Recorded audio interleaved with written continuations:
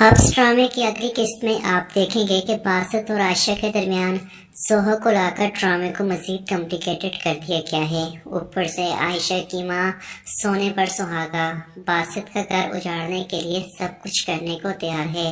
باسط سے تو اب کچھ ملنے کی امید نہیں، اسی لیے یاور کے چکروں میں عائشہ کو باسط سے دور کر دینا چاہتی ہے۔ وہ بیچارہ اسے فون کر رہا تھا کہ میں تمہیں لینے آ جاؤں گا، لیکن جہاں اس کی ماں نے فون ہی بند کر دیا، عائشہ کو باتیں سنائیں کہ اسے تمہاری کوئی فکر نہیں۔ عائشہ بے دلی سے تیار ہو کر فہد کی منگنی پر جاتی ہے، حالانکہ ایسا لگتا تھا کہ فہد کی منگنی مایا سے ہوگی، لیکن ایسا نہیں ہوا۔ خیر، عائشہ باسط اور سوہا کو ایک ساتھ دیکھ کر کافی اپسٹ ہوتی ہے، جو فہد کے پاس کھڑے تصویریں کھنچوا رہے تھے۔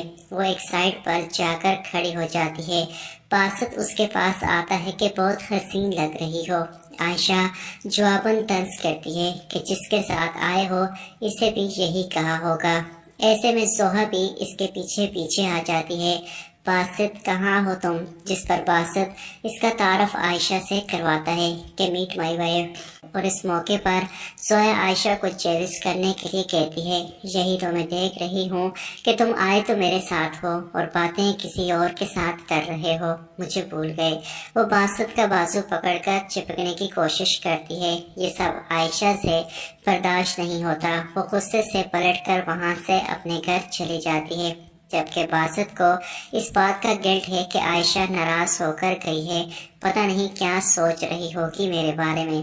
وہ رات میں ہی عائشہ کے پاس جاتا ہے اس سے ملنے، جبکہ عائشہ کی ماں کو یہ فکر ہوتی ہے کہ کہیں ان دونوں کے درمیان سب ٹھیک نہ ہو جائے، تو وہ گھر آئے باسط کو باتیں سنانا شروع کر دیتی ہے۔ تم میری بیٹی کو کیا خاک عزت دو گے؟ ارے تم نے تو اپنی سکی ماں کا لحاظ نہیں رکھا، ان کی عزت نہیں کی۔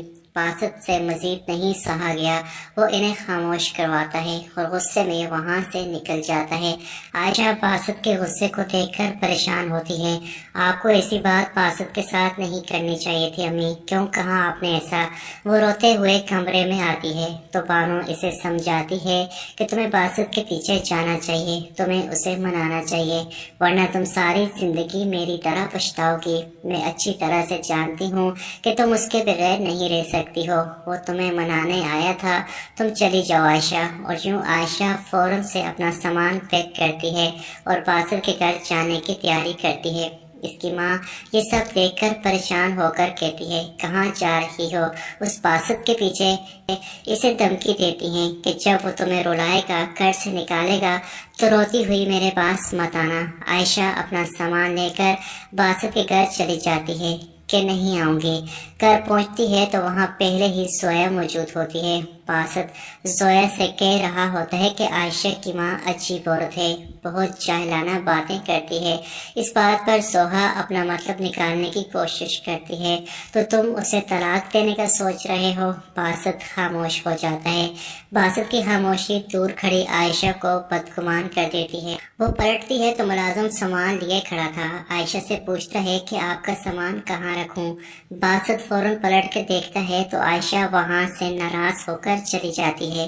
باسط اسے منانے کی کوشش کرتا ہے تو عائشہ اسے خوب سناتی ہے کہ تم نے مجھے سمجھ کیا رکھا ہے، کبھی مجھے منانے آ جاتے ہو، کبھی مجھے تانے دیتے ہو، کبھی طلاق دینے کی بات کرتے ہو، میرے بغیر تم خوش ہو، وہ ہے نا تمہاری دوست تمہارے ساتھ، تو ختم کرو اس رشتے کو۔ ان دونوں کے درمیان جھگڑا پڑتا ہے تو عائشہ طلاق مانگتی ہے تو باسط کو بھی غصہ آ جاتا ہے، ہاتھ پکڑ کر اسے باہر نکال دیتا ہے کہ جاؤ یہاں سے، اس وقت تمہیں میری کوئی بات سمجھ نہیں آئے گی۔ عائشہ کی ماں تو اسے پہلے ہی گھر واپس نہ آنے کا کہہ چکی تھی، اور ادھر باسط نے بھی اسے گھر سے نکال دیا۔ عائشہ اپنے خواصوں میں نہیں تھی، سڑک پر تنہا چلی جا رہی تھی۔